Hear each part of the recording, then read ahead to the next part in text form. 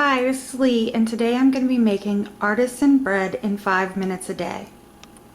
I saw this method online and I thought it would be a really cool idea. Usually I make the bread dough in the bread machine and take it out and bake it, but the idea behind this is you mix up a large batch of dough and then you store it in the refrigerator and break it off and bake it as you need it. It seems interesting and I thought it would be fun to try it. So start off with 3 cups of lukewarm water. Oh, and in the video, the original video, which I will link in the description box, they actually mix it by hand, but I thought I would take advantage of my dough hook on my KitchenAid to do this. So then you add in 1.5 tablespoons of yeast. I'm just using the Fleischmann's active dry yeast in this. And then the recipe calls for 1.5 tablespoons of kosher salt, and I don't have kosher salt, so I'm just going to add about 3/4 teaspoon of regular table salt, and we'll see what happens. Hopefully that works out. And then 6.5 cups of flour. I'm going to have to put the camera down to do this part. I'll be right back. Okay, there, that's better. I forgot to mention that you would also need a 6-quart container to put it in the store it in the refrigerator. I got this cereal container. I don't know how many quarts it is, but it looks big enough. So here we go. I'm going to mix this with my dough hook till it's just forms a dough. You could do this with a wooden spoon. It would probably be faster, but I just love using my KitchenAid. So I'll come back when this is mixed to the right consistency. Okay, I think this is good. It looks about like what they had in their video. I'm going to transfer it over to the plastic container, and we'll let it sit on the counter for 2 hours. But if you're using a plastic container like I am, make sure you don't seal it completely. You need to, you can use it, but just lay the top over it because the gases will need to escape.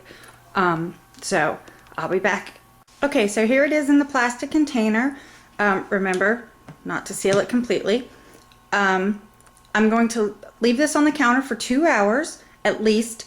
According to their video, you can leave it for longer and it won't really hurt it. And when I come back, I'm going to bake 1 loaf today, and then it gets better over time. It gets a little tangier, not quite a sourdough, I guess, but the flavors develop, they say. So I'll bake another loaf maybe tomorrow, and then wait a couple of days and bake another loaf, and I'll let you know how it turns out. Here it is after being on the counter for about an hour. You can see how much it's risen in just that amount of time. I'm a little concerned whether or not it's going to fit in that container after 2 hours, but I guess we'll see. Okay, so here it is after sitting for 2 hours on my counter, and this is what the dough looks like. I don't know if you can see it. I can't. There we go. That's what it looks like. Okay, now it's time to form a loaf. The video I saw, the directions I saw, said to put some flour on top of the dough to keep it from sticking to you. Then cut off a piece of dough. They said about a size of a grapefruit. Well, I didn't need to cut it. So we're gonna go with this. Maybe a little more. Okay.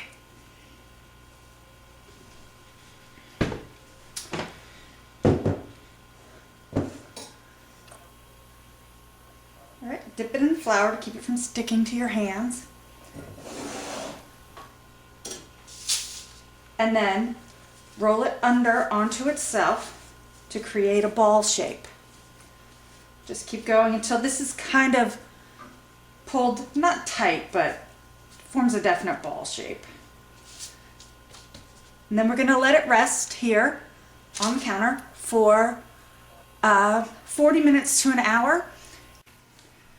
Okay, the dough's been resting for about 20 minutes right now.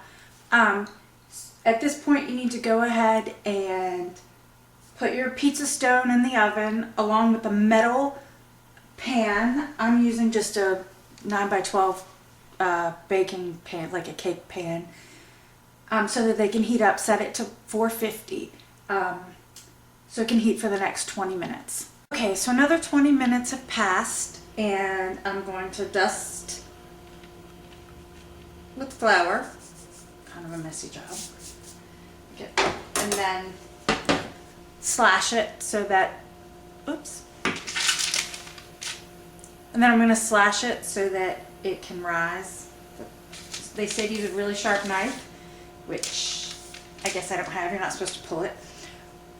I'll just make my own design and stick it in the oven. Okay, I've got the bread on the pizza stone in the oven, and now I'm going to add the hot water to the pan below to create the steam needed. And we're going to bake this for 30 minutes at 450 degrees.